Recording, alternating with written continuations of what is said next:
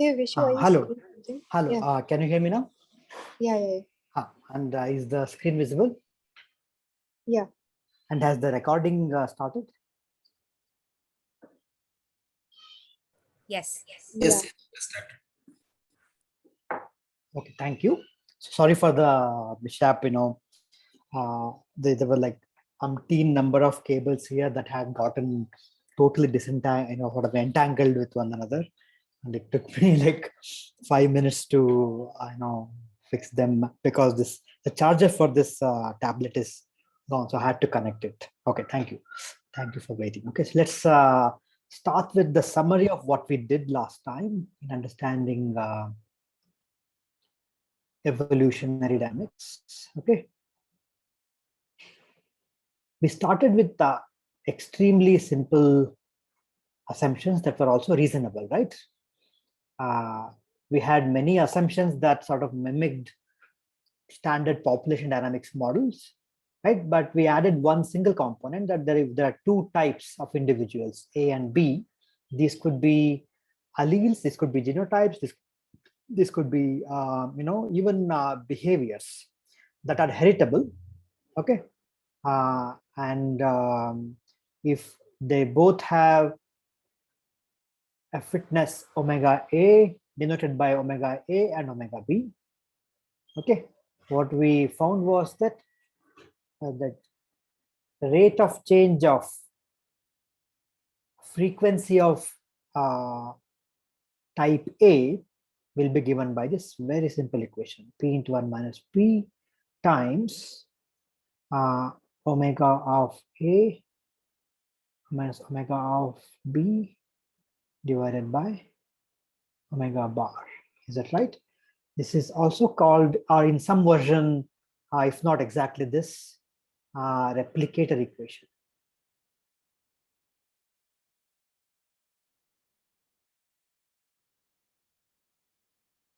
Okay, and this captures many elements of evolutionary dynamics that we often learn verbally. Oh gosh, what is this? Why it becomes so big? How do I reduce this? Oh no, it became a marker. Oh, okay. Okay, so this captured variation in the heritable trait.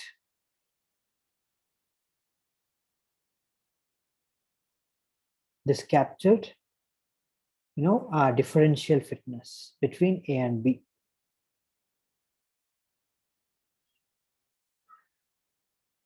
And in fact, the rate of change of frequency is basically a product of variation in trait multiplied by the differential fitness, which also means that if the fitness of two of these elements, which I said can be any of these, right? Alleles, genes, genotypes, behaviors, if the fitness is same, the frequency of the two will not change. Or the moment the fitness is different, the frequencies will change. Okay, and in the simple case that omega, if A is always fitter,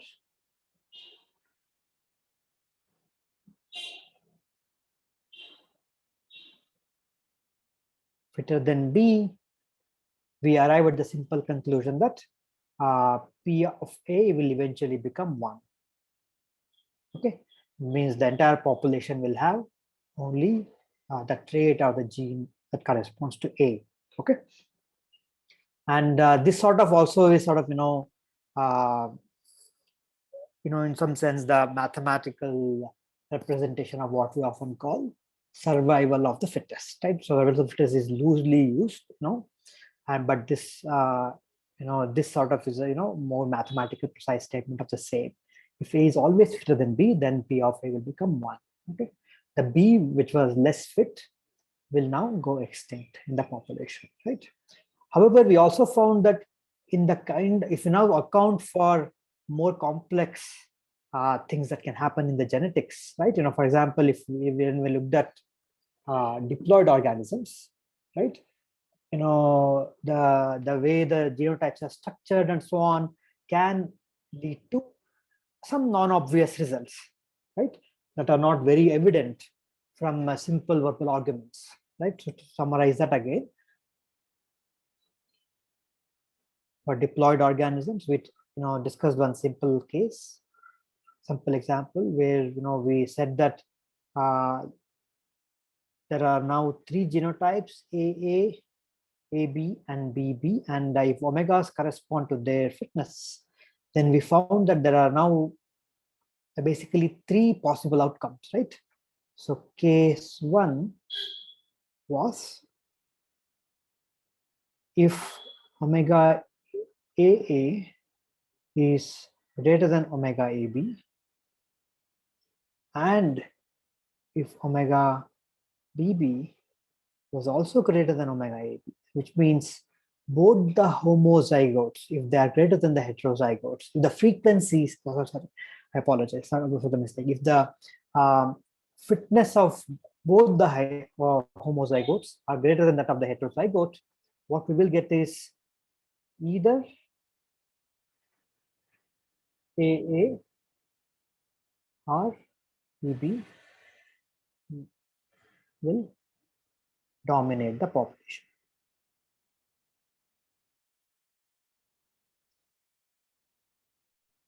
Depending on the, surprisingly, this doesn't depend on the relative fitness of A and BB, but rather depending on initial condition.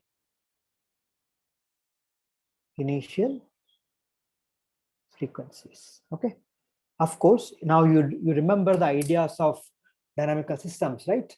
Whenever we have initial condition dependencies and multiple stable states, there's something called a basin of attraction, right? That basin of attraction can still be different for AA and AB, AA and BB, but the broader statement, however, still holds true. So I guess one can make an hypothesis that if WAA is greater than WBB, then the basin of attraction of AA must be greater than that of BB. This is something I would encourage you to just verify yourself. For example, if WAA is greater than WBB, is the basin of attraction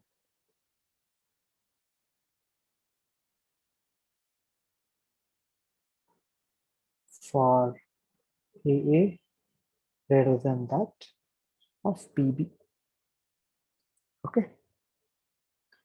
And we also had a case 2, which is exactly the opposite of this, which is if omega AA is less than omega AB, and if omega BB is less than omega AB, if both of these are correct, which means that heterozygote is now fitter than both the homozygotes, then the equilibrium of this population will be that will be heterozygote. The exact formula, exact frequency, I I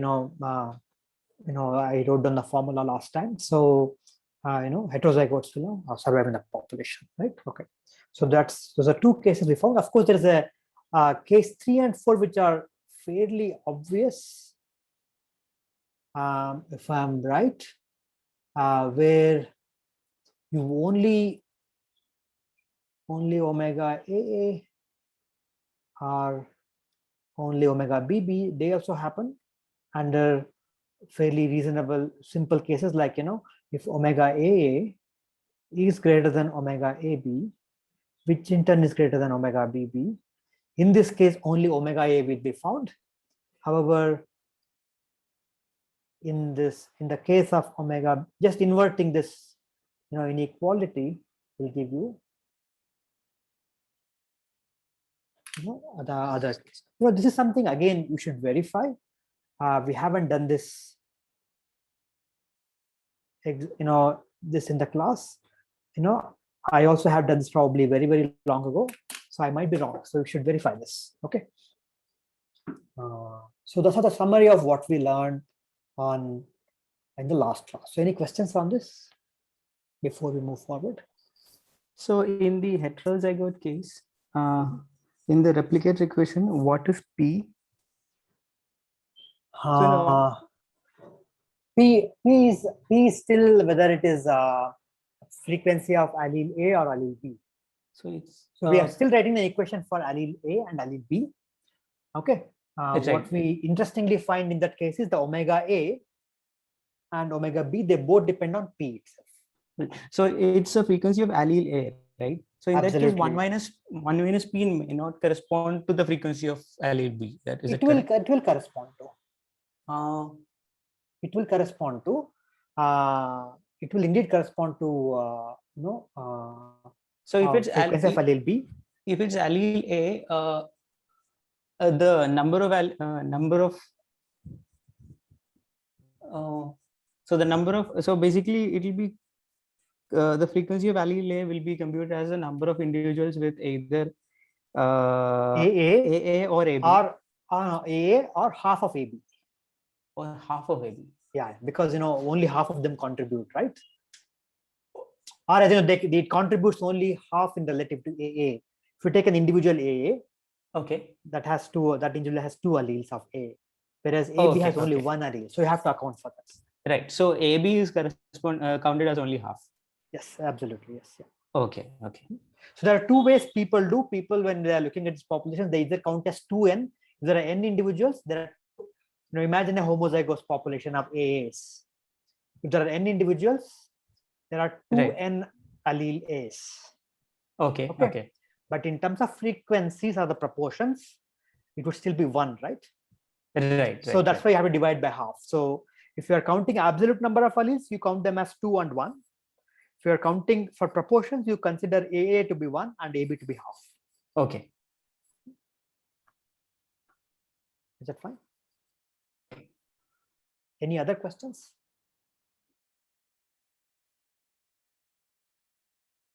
Before we move forward? Okay, so this is the simple equation we have. So let us, and we also learned that our standard notions of stability can be applied to this equation. Okay, although we sort of we began and wrote this equation as a discrete population dynamics, but in principle, with some modifications, we can also write down an equation for continuous time formulation. Which I haven't done, by the way. So some of the terms here will change if you write down a dp by dt kind of an equation, but the broad principle is still true. The equation looks pretty much like this. Only some terms here will appear different, but the omega A minus omega B, that term still remains same. How the denominator occurs will be slightly different. Okay.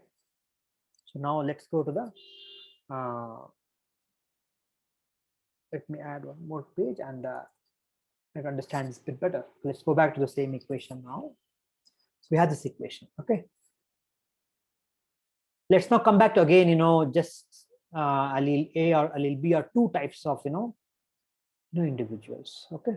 Let's try to understand what this equation is telling in a bit more detail. So clearly, this part of the equation allows 2 equilibrium, right? 0 or 1. Okay. Remember, since P is proportion of alleles A or the genes A or the behavior A, 0 means all B, right? Everyone is now B. 1 means all A. Just remember this convention we have used.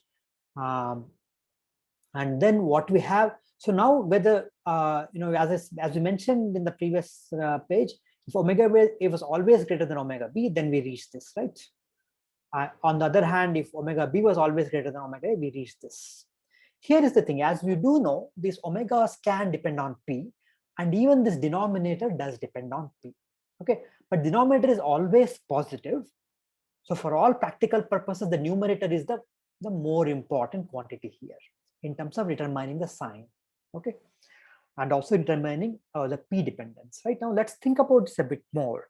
Consider the all B case. Okay, consider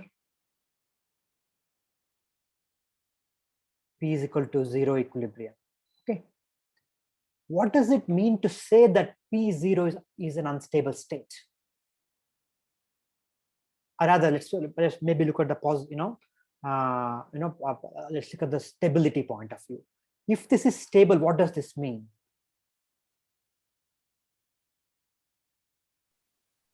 So even if we add a few individuals of A, they go extinct. I mean, If B P equal to 0 is stable, what does that mean? Perturbation to 0 means that I have P slightly more than 0. But what is the interpretation of P? It's the allele frequency A, right? Which means that addition of few A's die. Is that right? Or rather, they don't survive. Let's no, don't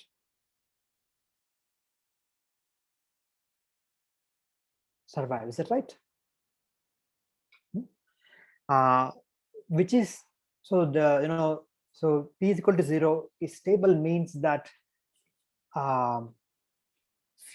any small number of individuals you add to A's do not survive.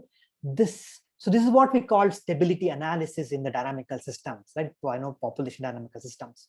So in the evolutionary dynamics, we also call this invasibility analysis.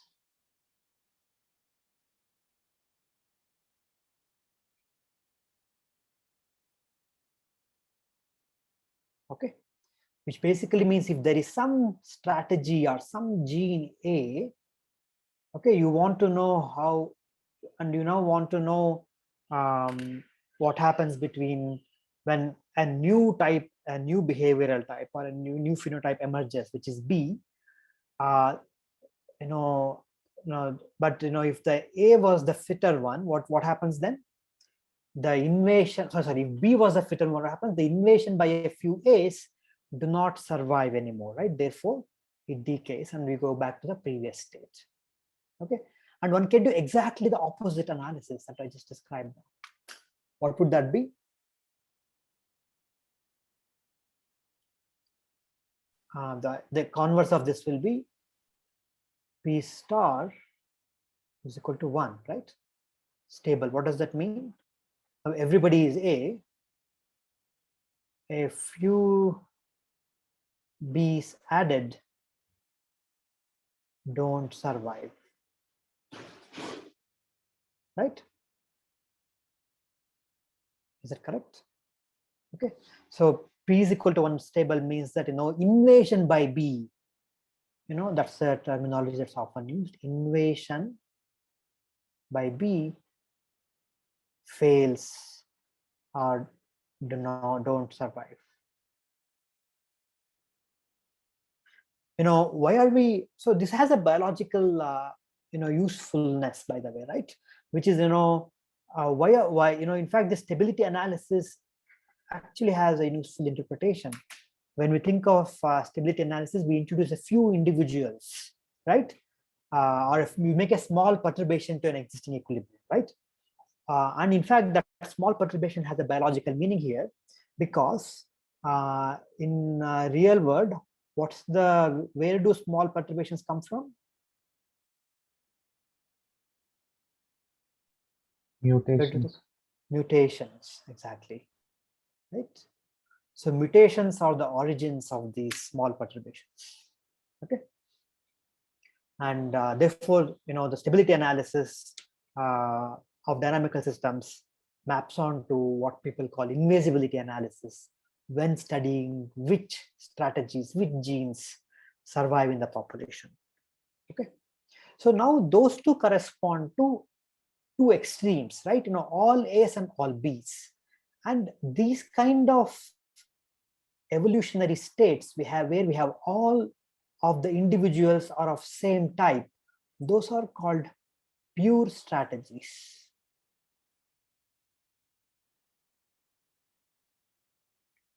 Okay, as the name itself indicates, right?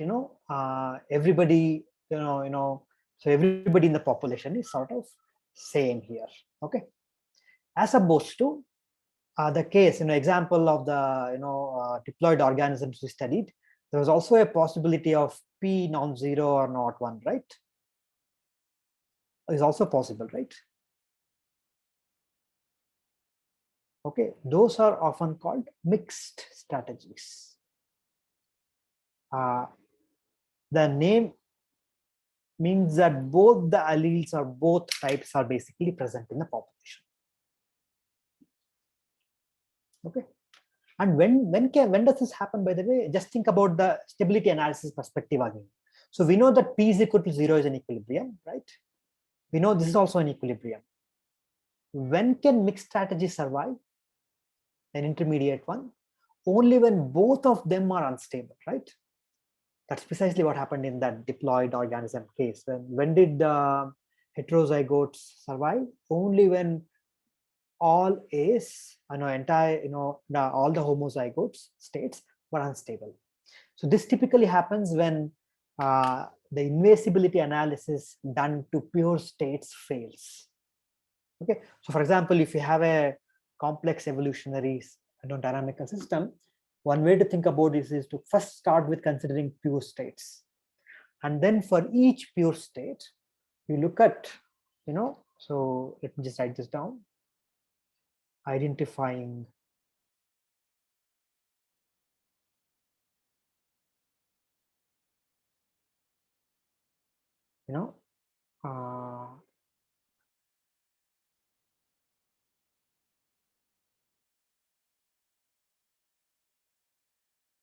stable states.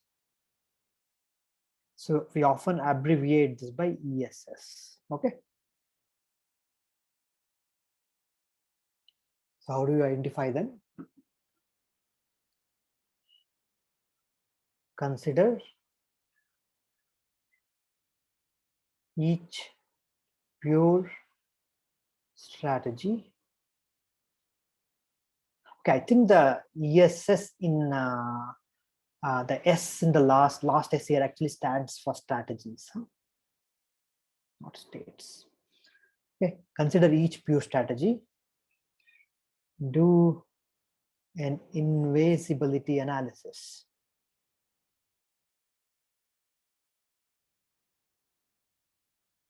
Okay, and then if all pure strategies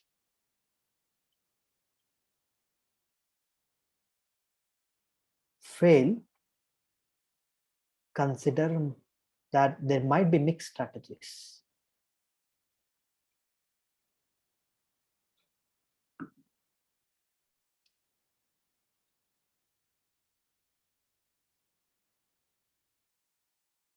Okay, does that make sense? So you can see that they're actually, so I'm sort of now moving between the terminology of a dynamical system. So where we had equilibrium, right? And where we had stability analysis, to the terminology often used in evolutionary dynamics, which go by the name invasibility analysis. Okay. So invasibility analysis basically is just about checking, the stability of the equilibrium. Okay. And evolutionarily stable strategy are basically stable equilibria of this replicator equation. Okay. Any questions on this?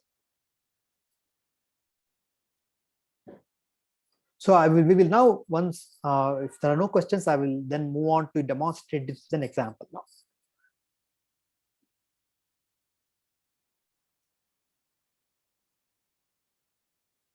Okay. So before I start this, let me go back to the previous page again and make one comment here.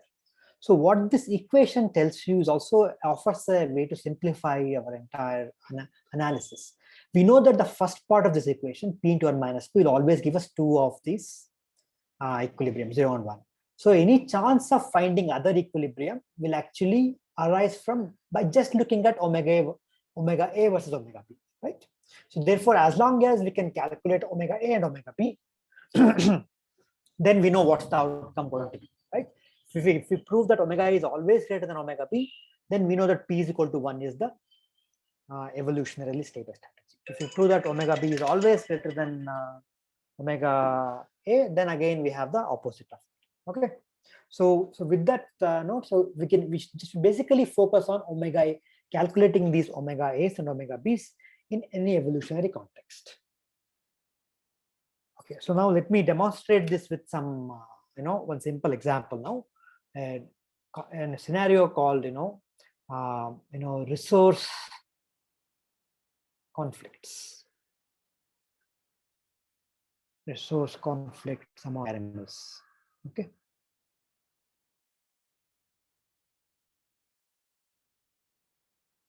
So imagine there is a resource. Okay. Nice resource that two individuals, individual A, as we have been calling, an individual B, and they both sort of want this resource. Okay.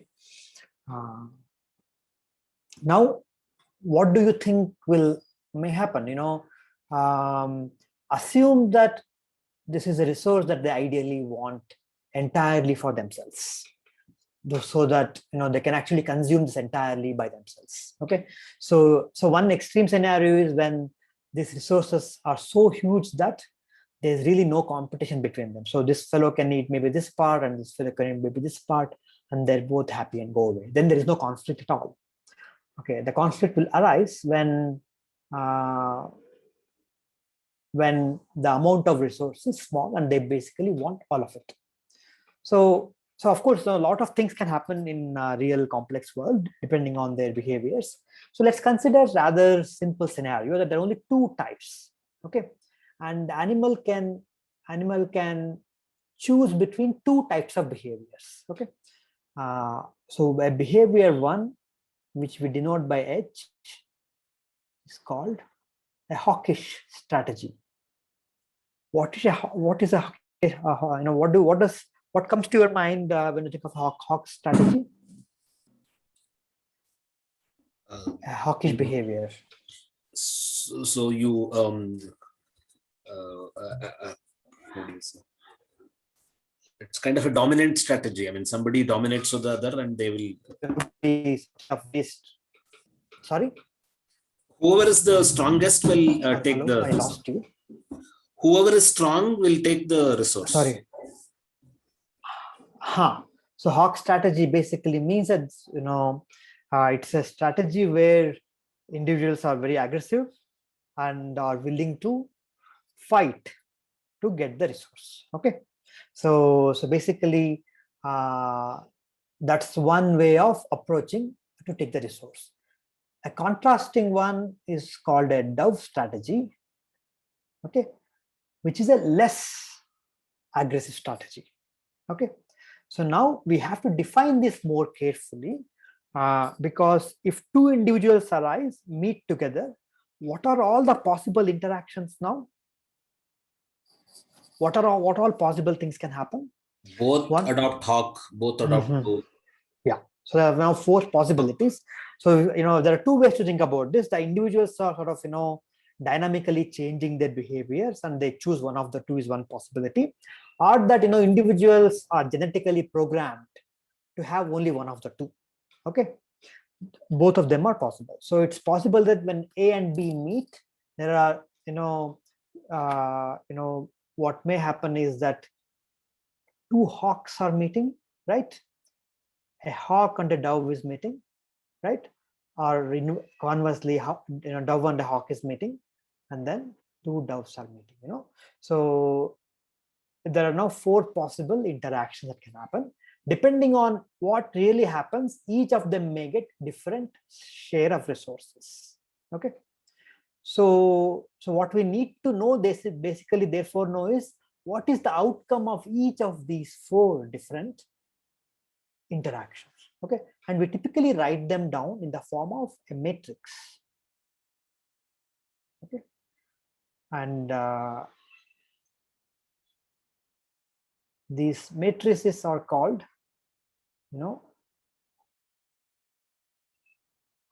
payoff matrices.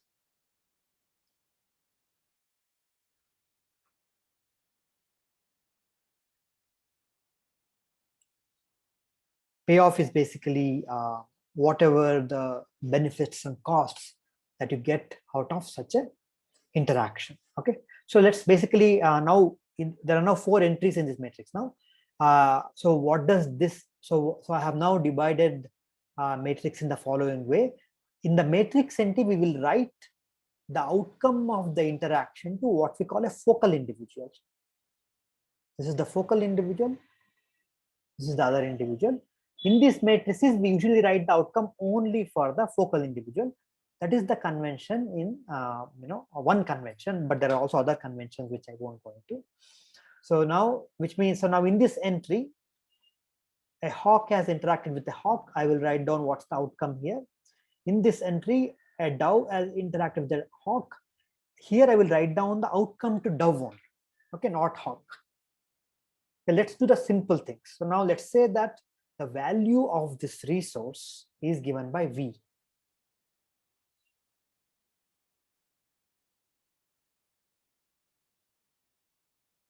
Okay.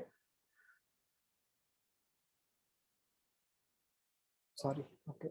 And let's also write the C is the cost of aggression.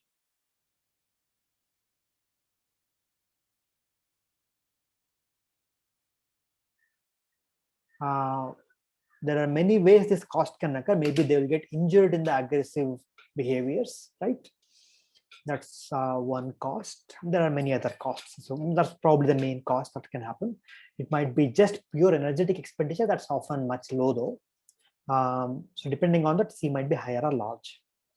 Okay, now, so if this is the case, then what can happen? Let's think of what all can happen. If a dove and a hawk meet, what happens? Hawk will show an aggression. Dove is a peacemaker, is not going to show an aggression. So what will dove do? Dove will run away, avoiding any aggression. So what's the outcome of this interaction to the dove? Did the dove get any resource? Zero. No. Zero. Did it pay any cost? Zero. No. Zero. No. So it just ran away. It didn't fight it. So it just gets zero. So in the same interaction, hawk dove, what happened to hawk, by the way? Because the dove ran away, hawk grabbed all the entire full resource, value. Yeah. right? It got the entire resource, full value. Okay. So this is the easy part. Now consider dove-dove interaction. If two doves come, they actually don't show aggression. They say only do a very minor display of their capacity. Okay. Sir, I have a small doubt. Yeah. In the hawk dove interaction, shouldn't it be V minus C because the hawk pays a cost of aggression, right? It's not the display. We have to distinguish two things here. One is display of let's say your energy. That usually in animals happen by making faces at the very least, or staring at animal, right? The aggression here actually is a physical aggression, is what I had in my mind. So as I mean, that's the real cost that's actually expensive, but just display often is very cheap, or may even have no cost at all. Okay. So they distinguish between display and actual aggression. Okay. So because there is no actual aggression, there is no cost. Okay, thanks. So in the dove-hawk interaction, wouldn't you then get minus V? Say that again. So when you have a dove and a hawk, Mhm. so even if you get anything, it did lose the resource. So shouldn't it be minus V then? Because in the hawk-dove interaction, the hawk gets the resource and gets plus V. Dove neither got resource nor paid any cost, so it got nothing. So the loss of resource is not really considered. Well, then I have to go loss of resource. I mean, loss of resource is when dove came up with the resource and it lost it. No, if you think of payoff as what was the resource before minus what was the resource after interaction minus what was before, that must be the payoff, right? Before it had nothing, after it also has nothing, so the difference is zero. Okay. So loss is when let's say if the dove came up with had a resource in the hand, if that was lost, that would be minus V. But this is an external resource, is the way I have depicted here. Okay. Now let's think of what may happen if D and D meet, two doves meet. What happens in that case? So they both display, let's say, to show who is superior. one can think of two possible scenarios. Okay, one of them decides to leave. Okay, the other DAO now gets the resource. The other possibility is that they both share the resource. Okay, in both the case, because we don't know who will actually win, one can write that the gain to the DAO is V by 2. Is it reasonable? Okay, now let's think of what happens if two hawks meet. When two hawks meet, one of them will win. Okay, both will fight with aggression, and one of them will win. Okay, so let's say a focal individual. If the focal individual wins, the focal individual got a resource V, but also paid a cost of aggression C. Okay, but the probability of focal individual winning is not 1. Only the focal individual win only half the times, right? Because we're assuming that all hawks are of equal capability, and therefore who wins is entirely a matter of chance. So in such a case, we can write this hawk-hawk interaction as V minus C divided by 2. Is that fine? Yes, yes. Okay.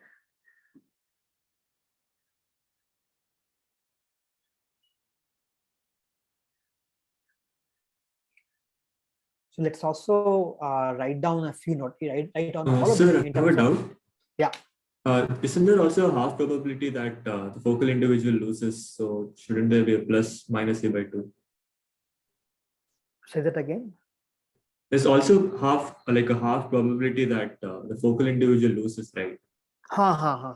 So shouldn't that also be added? So it sort of depends on how you write this. So there are small modifications one can do, but eventually the results really don't change too much of how you write this down. You're right. I understand your point. So they both have paid the cost C. Only one of them got, right? Is that what your argument is? Therefore, yes. Yeah. So V by 2 minus C should be. So, but the thing is, then it actually. So you're right. Maybe V by 2 it will be minus C. That's also fine. You can change this to this. It doesn't really make a whole lot of changes to the results. That's also totally fine. Maybe do you want to write? Do you prefer that? Win only half the time, but but you always pay a cost. Is that fine? I don't mind this. The results might slightly change from what the textbook might say, but it doesn't make a difference, I think. Okay. Okay. So now let us now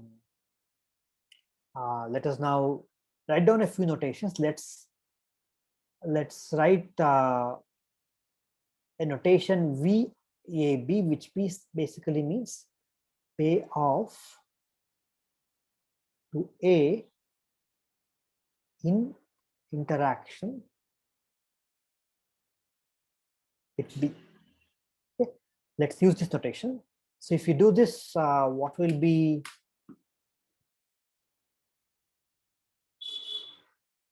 VHH? This will be V by 2 minus C, right? What will be VHD? What will this be?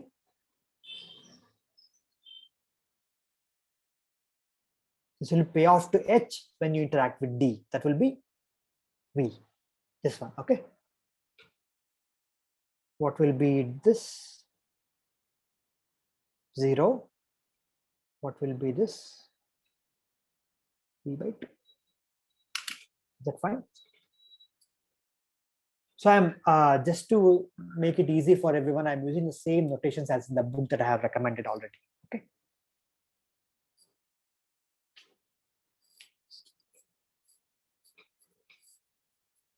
Any questions on this so far?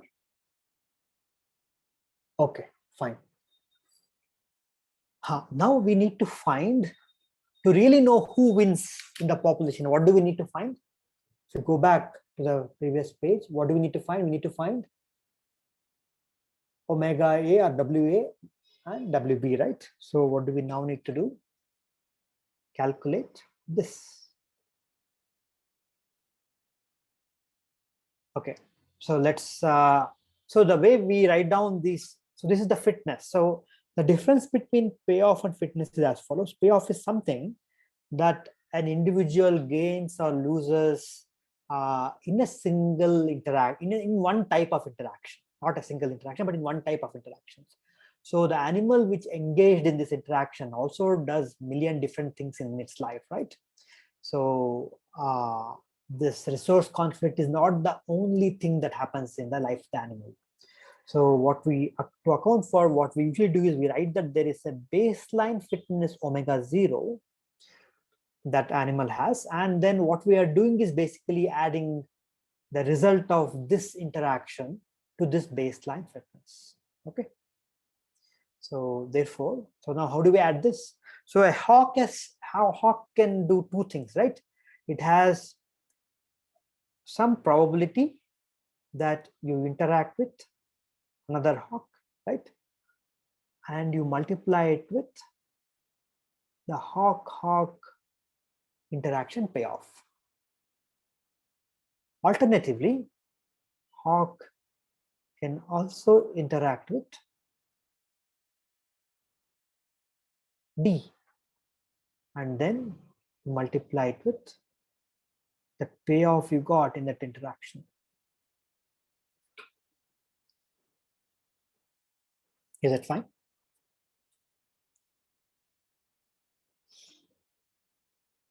So let P is equal to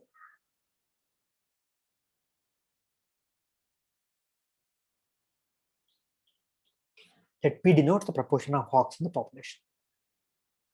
So if that is the case, what will this be?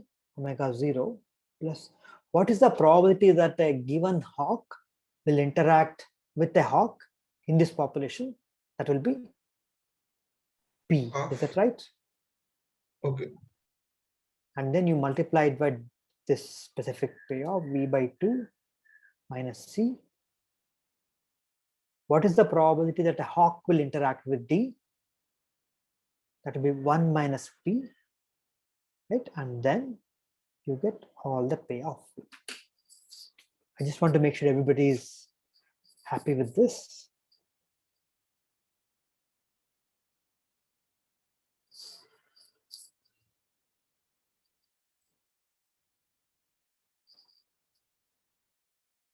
Is it fine? So it might be I cannot hear you. Sorry, I cannot hear you.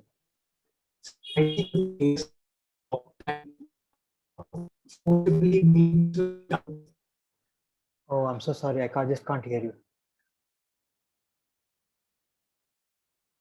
Maybe you can type it. It's echoing. Yeah, that's better. Yeah.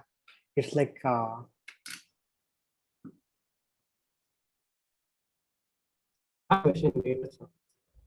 please type it and somebody can read it out to me. It will be great.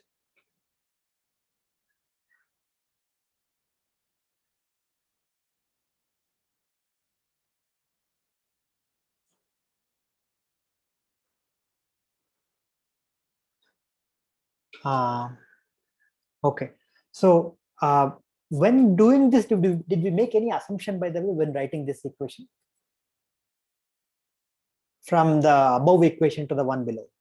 The WH equation is probably a general equation. Do you think we made an assumption when we went from the general WH equation to the specific terms? Of course, one assumption is the payoff matrix itself. Yeah. In addition, did we make any other assumptions?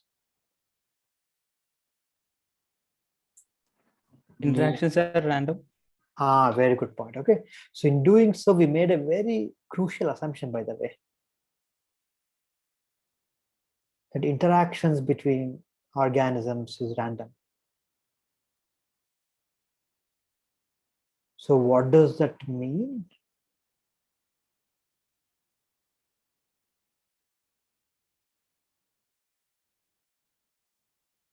What does this mean? Let's say there are, this whole population of many hawks and many doves, right?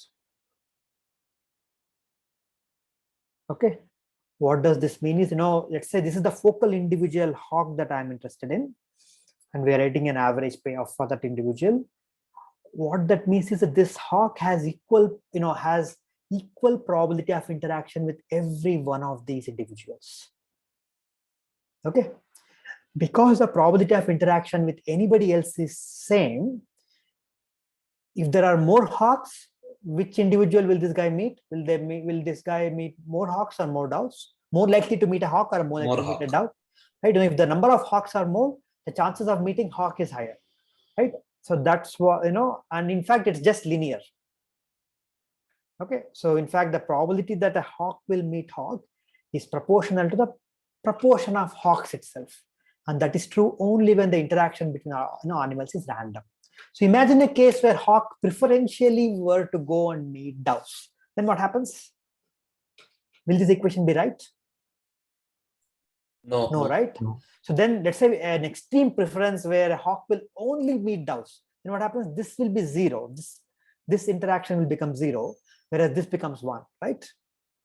So we made these very crucial assumptions when we wrote this equation, that interaction between animals is random, which might be actually true because animals often don't know what the other animal is adopting, right? The strategy of other animal might be unknown to the this animal, assuming they're both of same species and they look alike and so on and so forth. Okay. So, however, if you are thinking of two different species who look very different, of course, there are ways they can identify the other individual with some traits, then this will not be a random interaction. Okay. So now let's just simplify this omega h equation. So omega h will be omega 0. So what people often also do is assume that the weight of this entire term is some s. Okay. Okay.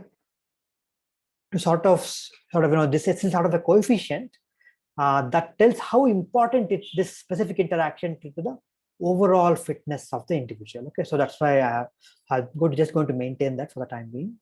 We're not going to really use it in much of our course. So let's now look at this and simplify this. How does this now look like? We have this term will give us V, right? So we have PV by 2 and then a minus PV. Okay. And then we have a minus PC. So if you simplify this, what do you get? We get V minus PV by 2 minus PC by 2. Is that correct? So this will be omega 0 plus S. Just PC, right? Sorry? Just PC, right? Because we said that we wrote V by. So I have been very sloppy. Okay. So this basically will be this is PV by 2 and this is minus PV, right? No, okay, fine. Am I making a mistake again here? No, the rest is fine, just that. This equation is correct. V minus PV by 2 minus PC. Because I have already subtracted PV and this one. Yeah, this is fine, right? Okay. So what we have is V into 1 minus P by 2, right? Minus PC. Is that right? This is the fitness of Hawks. So omega D likewise is omega 0 plus S. So I'm going to quickly write this exactly same. Probability that the dove interacts with a hawk times V of dove meeting a hawk plus probability of dove meeting a dove multiplied by payoff of dove interaction. Is that fine?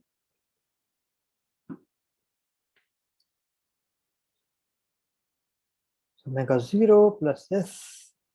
So what is this? Probability of a dove interacting hawk is how much? One minus. Why? So dove is given to you. So this is the specific dove that we are interested in. And again, think of this picture here. Probability of a dove interacting with hawk is proportional to P. Proportion of hawks, right? So this question will be P. P. Okay. And then V dove of H is how much? 0. It gets 0 into interaction. Okay. And probability of a dove interacting with a dove is 1 minus dove. So I'm actually stating it incorrectly. This is not probability of dove interacting with a dove. It's a probability of the given dove interacting with the dove. Okay. I don't know how many, I hope all of you appreciate the difference between that small phrasing. This is V by 2. So what do we have? Omega 0 plus S times 1 minus P times V by 2. Is that correct? So I didn't get, how is that 0? I mean, Because when dove meets hawk, what does dove get? oh, nothing. Okay. Okay. Sir, the baseline fitness, why should it be the same for both hawks and doves? It's in the absence of hawks and doves, you assume they're all same individuals. Okay. Okay, so let's also write down what is the definition of, omega 0 is baseline fitness.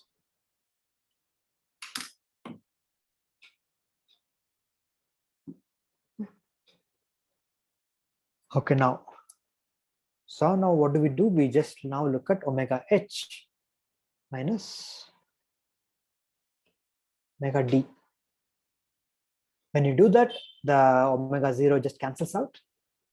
Okay, the S is a common factor.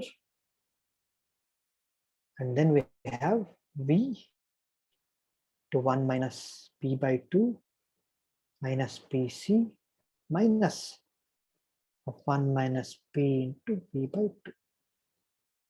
Okay. So V minus Vp by 2 minus PC minus V by 2 plus PV by 2. Is that fine? Any mistakes in my algebra, please check. So this term cancels this term.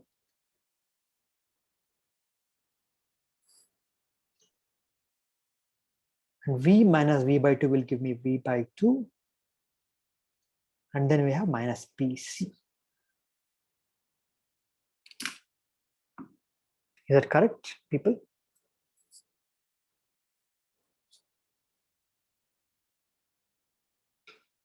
And then I can do one small thing. I can take C as a common factor out. Then we have V by 2C minus P. So if you remember our previous notation, P hat will be P by 2C. So P hat was basically the intermediate equilibrium, right? Oh, sorry, what am I writing? P hat is V by 2C. V by 2C. Okay.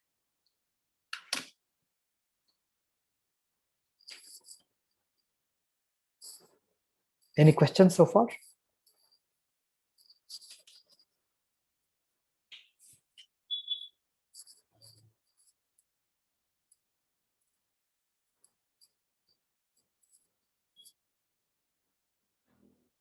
That S is the strength. Please, can you please repeat? Strength of selection. You can think of S as the strength of selection associated with this specific context of resource conflicts. So basically, if you think, basically omega 0 is, if you look at this equation now, omega 0 minus omega D, right? Okay, and sorry, the one before, sorry, omega.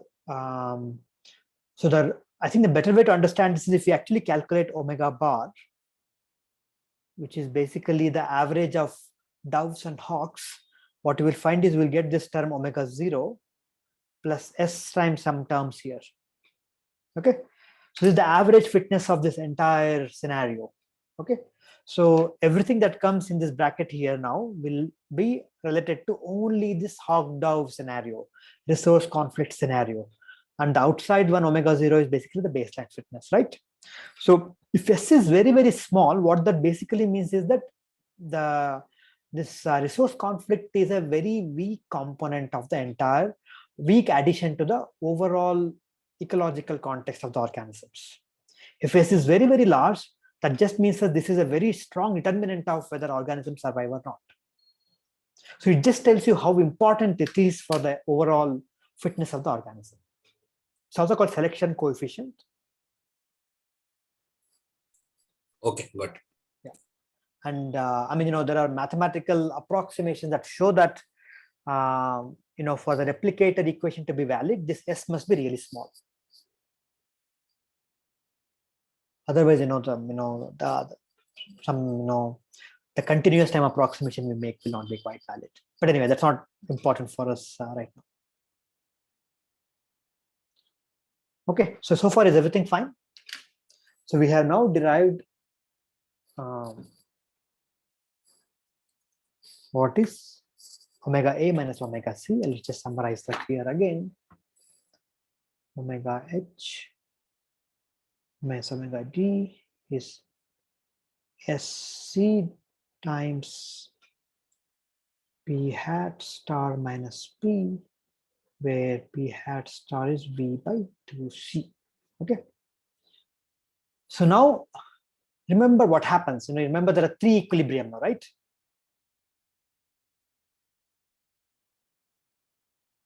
What are those? P star is equal to 0, 1, and P hat. This corresponds to what? So remember, P is the proportion of Hawks. So 0 Hawks means this is all doves, right? What does 1 mean? These are all Hawks. What does this mean?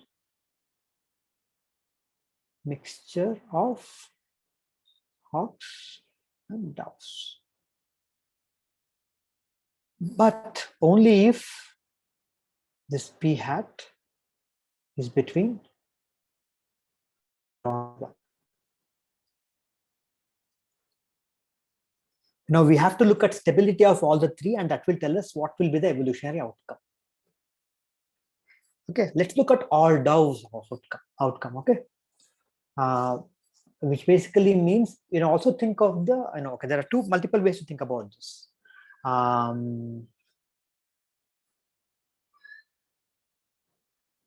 Okay, how do we do this?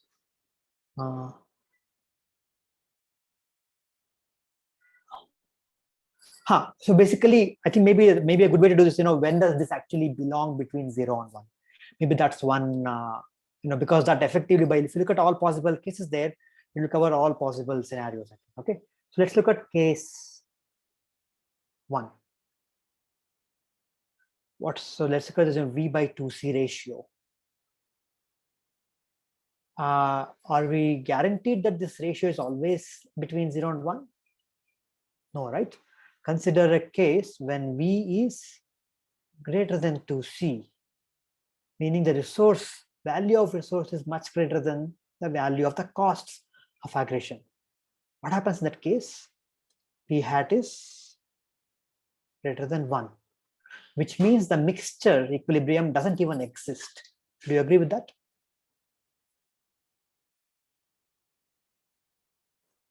Do you all agree with that? Okay, so when V is greater than 2C, what is P hat? P hat is greater than 1, right? So if this is greater than 1, P is always between 0 and 1. What is the sign of omega H minus omega D?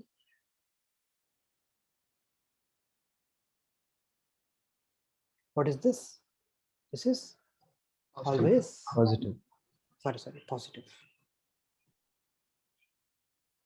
Okay, that means that omega H is greater than that of omega D. Always, right? Always, if this condition is true, omega H is always greater than omega D. What does that mean? What's the outcome going to be now? P would be 1. Is the stable equilibrium, meaning population will have all Hawks.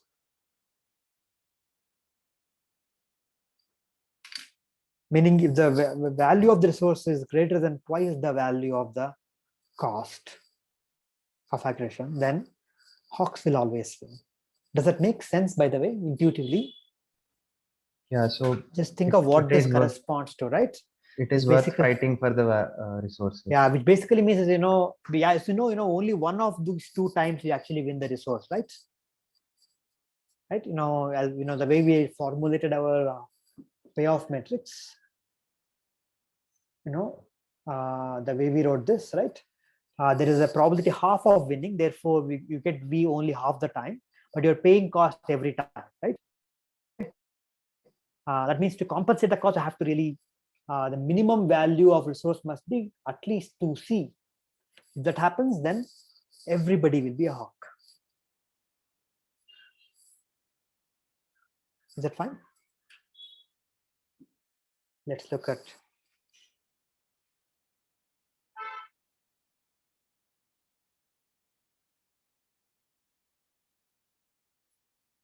second case. Now, what could be the second case? V is a positive number, C is a positive number, right? Now, can V by C be negative?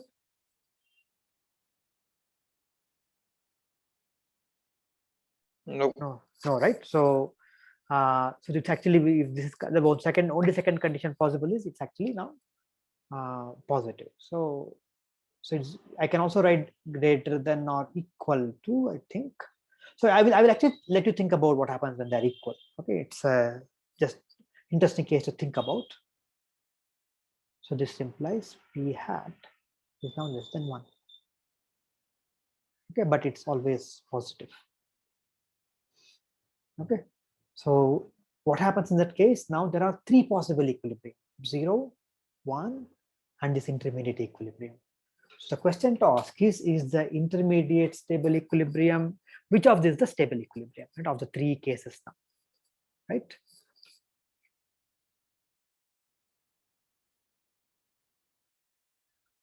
Now there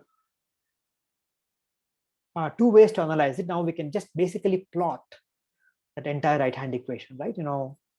Plot P into 1 minus P into V by 2C minus P.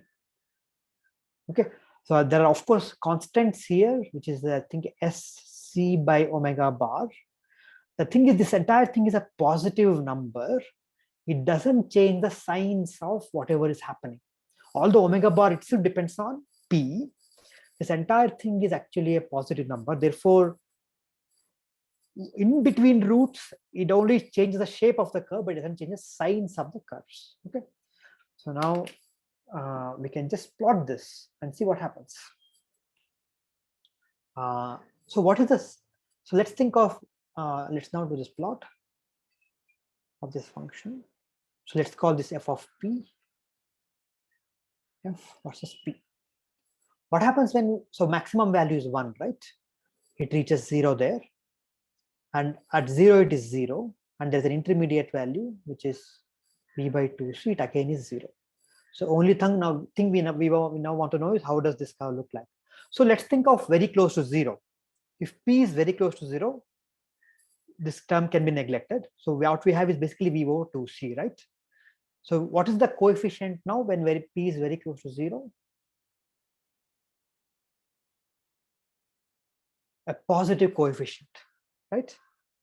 So a positive coefficient multiplied by p into 1 minus p. So will this curve be like this or like this when p is very close to 0? This or this, the one above, the above, right? Because it's a positive coefficient. So now once you know that the rest you can just draw, because it has to go through 0, it has to come back to 1 now, right? There's no other option, right? So the equilibrium and the curve must look like this. 0, 0, 0. How do you connect 2 zeros? It has to be like this. There's no other option. So now with 0 and unstable equilibrium or stable equilibrium, so basically 0 corresponds to all D. All D is, if I introduce a few hogs, what happens? It just goes away. So this is an unstable equilibrium. Okay. And where will they come to? It will actually come to this point, which is a mixed equilibrium. Is that stable? So any perturbation below will come back because of positive growth rate here. Any perturbation above will be come back again because of a negative growth rate here. Okay, and this again is an unstable equilibrium because any perturbation below will lead to negative growth rate and therefore it moves away. So this is what we call the mixed strategy. Is stable for V less than 2C. So what this means is that when the value of the resource is less than the cost that you need to pay to get the, so you have to win you have to play 2 times to get the value, right? Even if the value you get after 2 times on an average is less than the cost you have paid, what's happening? Hawks are still present in the population. Isn't that very surprising?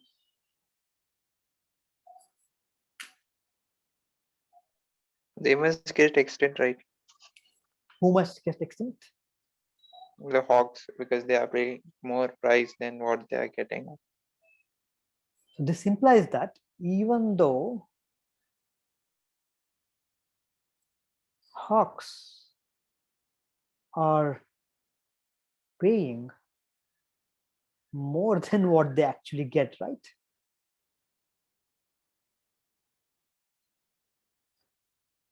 Get per contest, per conflict, no?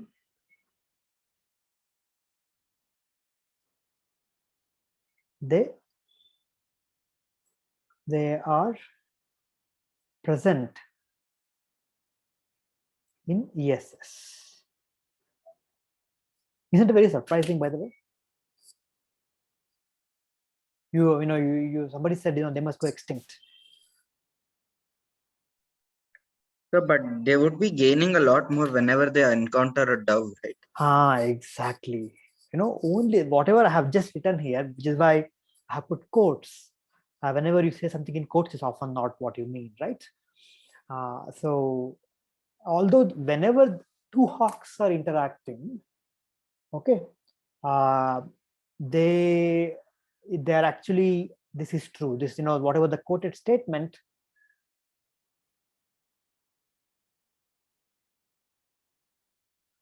true only in hawk interaction.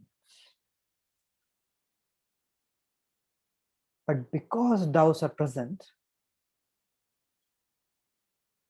because of D, they compensate for it by getting full resources, right?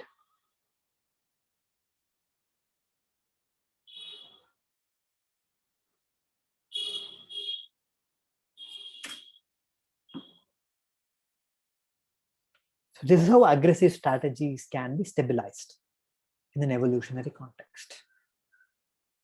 Okay. Now, I want to look at this. You remember we discussed this invasibility analysis. So, okay. Can we, it turns out that we don't have to do all this complex algebra to a large extent. Okay, we do need to do to some extent, but not always. Okay, we can just do simple verbal arguments if you look at the payoff matrix. This is the focal individual, this is the other individual, okay? Hawk. What happens to hawk is V by 2 minus C. Hawk dove is V, dove hawk is 0. This is V by 2. So consider the scenario when everybody is a dove. Okay, everybody is a dove, right? This is something like, then what's happening is when doves and doves are meeting, when everyone is D, what is P, by the way? It's 0. There are no hawks, right? And then fitness of doves is what? Everybody is a dove. So dove will only meet doves. So on an average, what is the fitness they get? Average plus V by 2. Is that right? Now introduce mutant Hawks.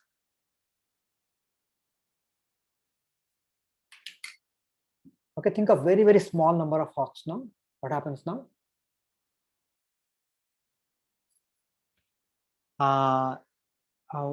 Who will Hawks meet now? Meet dove. So because almost everyone is a dove, probability of meeting a dove is basically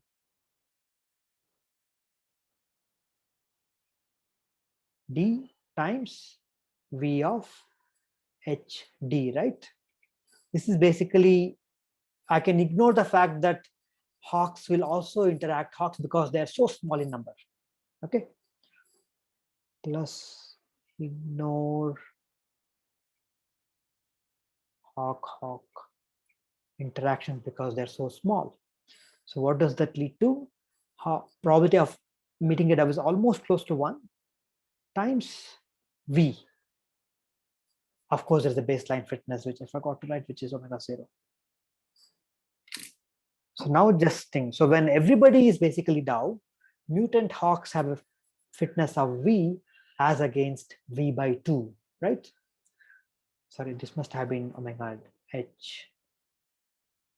Okay. This implies mutant Hawks are fitter in a pure D population. So therefore, that explains the fact that the pure strategy dove is unstable. Pure D, sometimes we also write this as all D.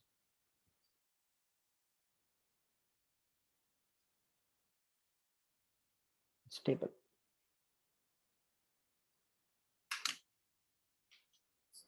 Is that right?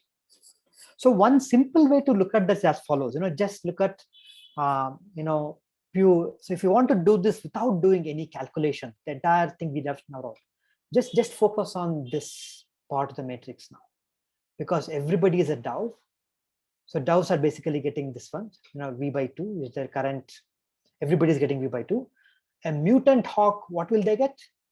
They'll actually get V. So because this is greater than this, pure D is unstable. If you wanted this pure D to be stable, this must have been greater than this.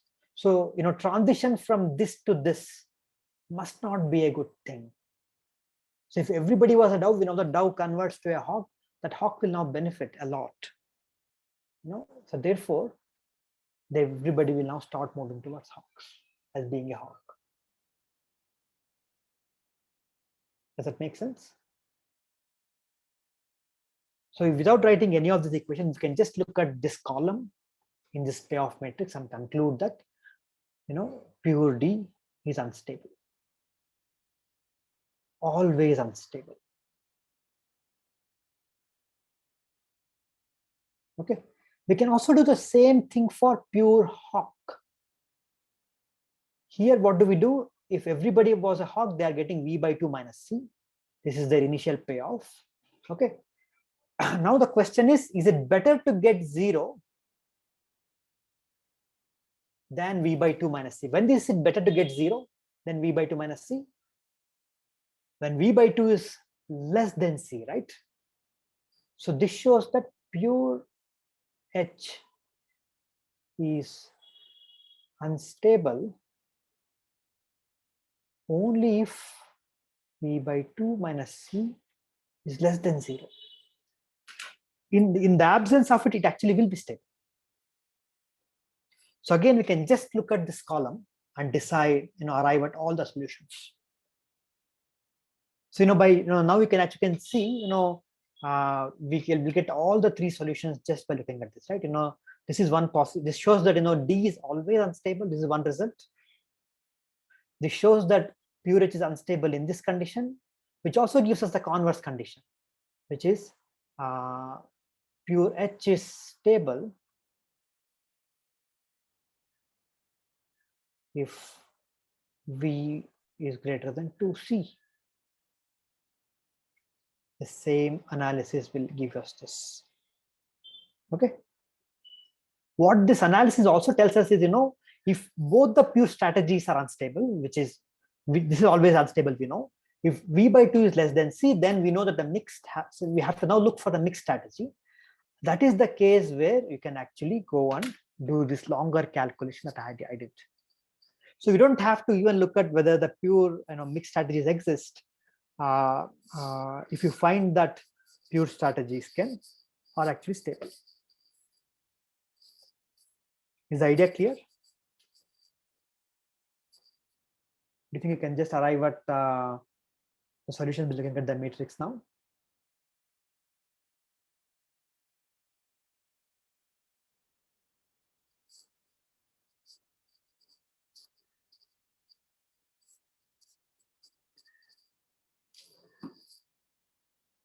Any questions on this?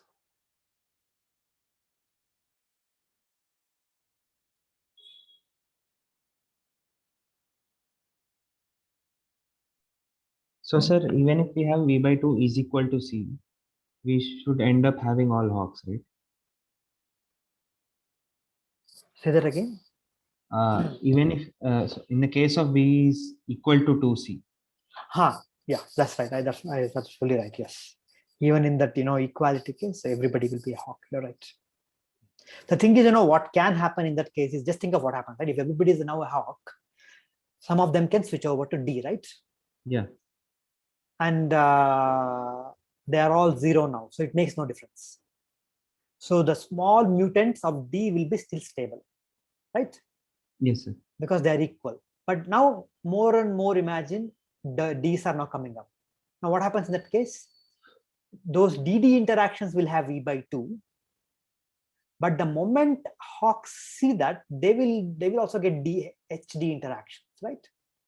Yes. The and moment that is more advantage. and that's always more. So basically, some initial moment mutants will be present, but they will be quickly killed by hawks. So when I say mutants will be killed, what I really mean is that the competition between mutant doves and the hawks will eventually lead to hawks winning the resource conflicts.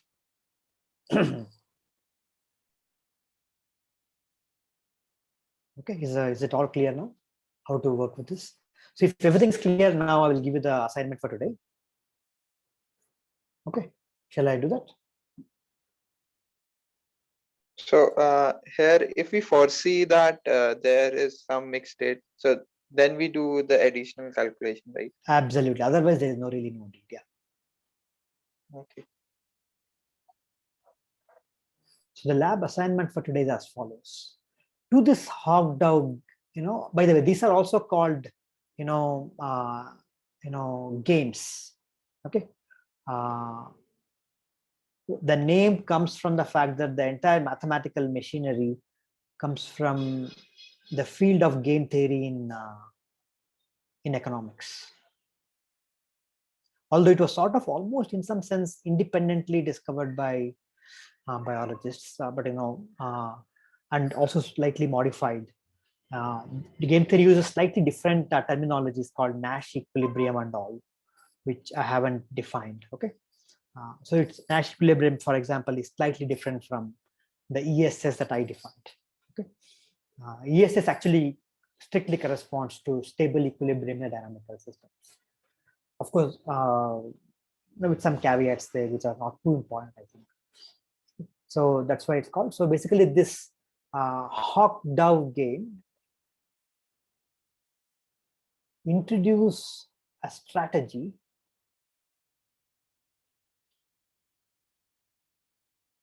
called R, who is reciprocator. Okay. What do you think reciprocator does by the name itself? Reciprocator basically does what the opponent does.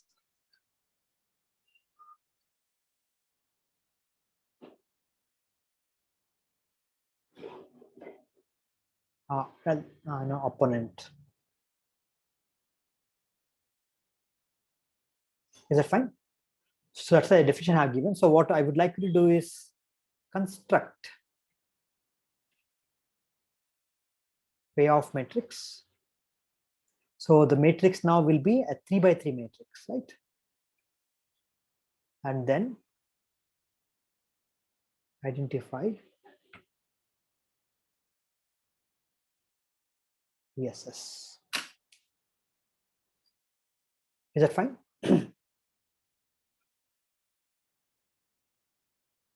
This is a lab assignment today. Any questions on the assignment question?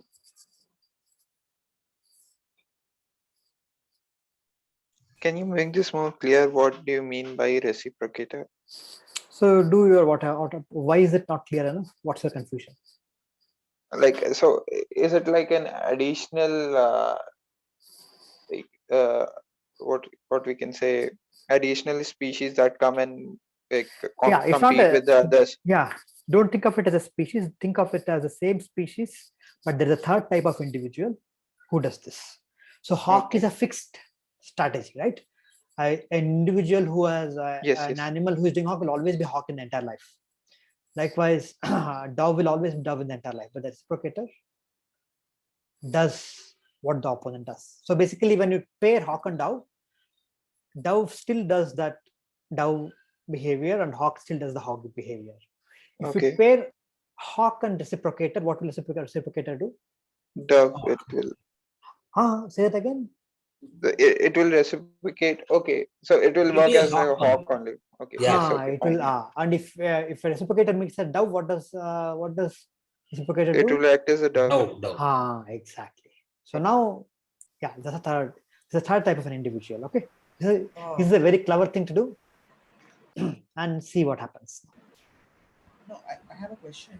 Yes, please. So what happens if two reciprocators interact? What do you do? So you think about it. I won't tell you. That's where you have some freedom to think. Okay, and then come up with. That's why your answers. I don't think your answers will be the same. Right. Okay.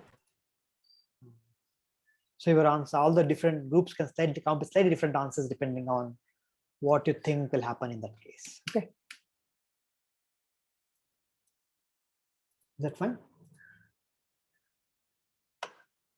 Okay, so if you're all ready now, I can start the breakout rooms. Okay, one group has a, so today, do you know if all of your group members are present? No, sir, actually, we're gonna attend tomorrow, actually. Yeah. Okay, you are going to attend tomorrow, is it? Yeah. Okay, sounds good. Okay. Lakshmi, you were also the one who wanted the group change, right? Rather than group change, sir, I actually wanted to know how many labs are remaining. So if like 3 labs, about like 3-4 labs are remaining, it's fine because we are only 3 members. Otherwise, if you would suggest merging or splitting into different groups, I think that would be better because I will, there are, I think, one more course dropout. So I will maybe check and let you know, but maybe for today or tomorrow, we can decide. For tomorrow, we'll work in these 3 only. Maybe next week onwards, you can. So yeah, there will be, I think, I can imagine maybe 4 more labs. Okay. We're already almost the end of April now. So there will be 4 more weeks. Yeah, end of one more next week, right? And then maximum 5 from now. But certainly 3 or 4.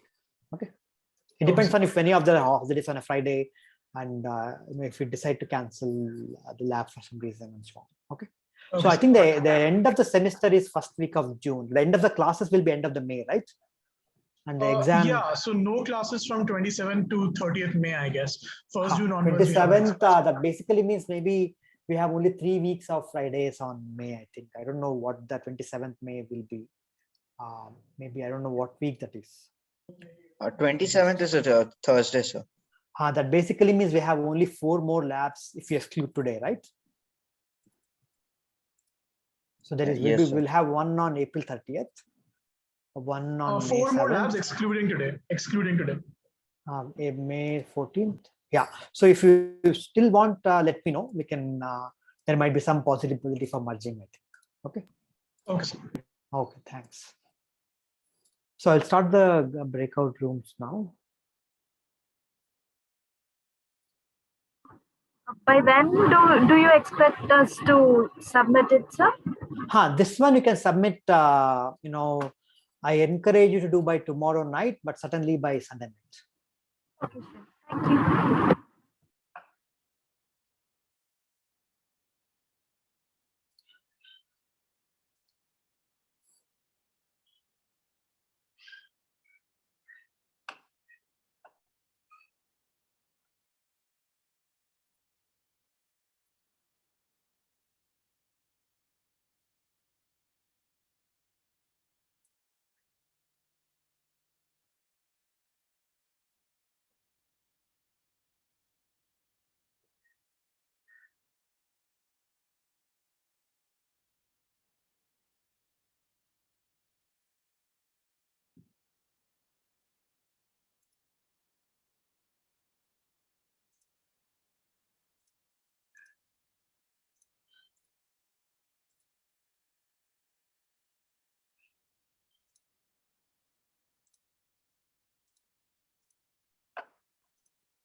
Everyone, you're stuck here, so you're unable to join.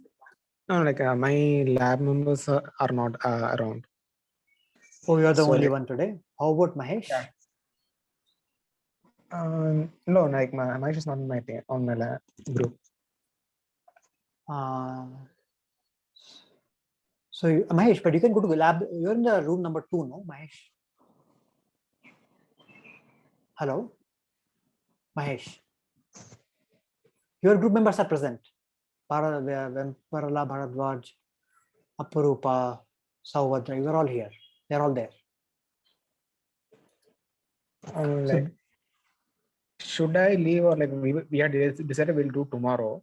So then can you just talk to them then? Because I see them, they're all there in the room number 2. No, this is Bevan. I'm group enable 7. Screen sharing, please. Sorry? Can we enable screen sharing? Okay. Okay, done. Yeah, thanks. Hey Mahesh, but just go to your room, and I think those people are there. I don't know. I mean, because I can see they're all there. In room 2, right?